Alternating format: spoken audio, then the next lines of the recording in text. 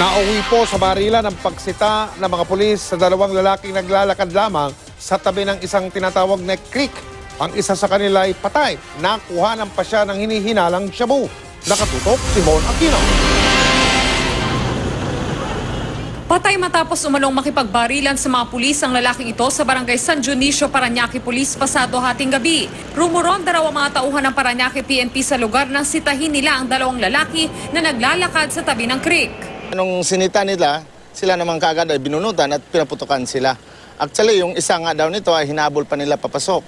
Nakuha raw sa bulsa ng lalaki ang dalawang sachet na hinihinalang shabu na nakalagay sa pakete ng sigarilyo. Nakuha rin ang isang kalibre 38 baril malapit sa kanyang bangkay. Kaya natin binibigyan ng focus ito dahil medyo mula nung dumating ako, maraming mga insidente dito na minsan may lumulutang na lang dyan. May mga barilan talaga dito. At saka merong galaw sa droga dito. Hindi pa raw tiyak ng Parañaque Police kung anong posibleng lakad ng dalawang lalaki.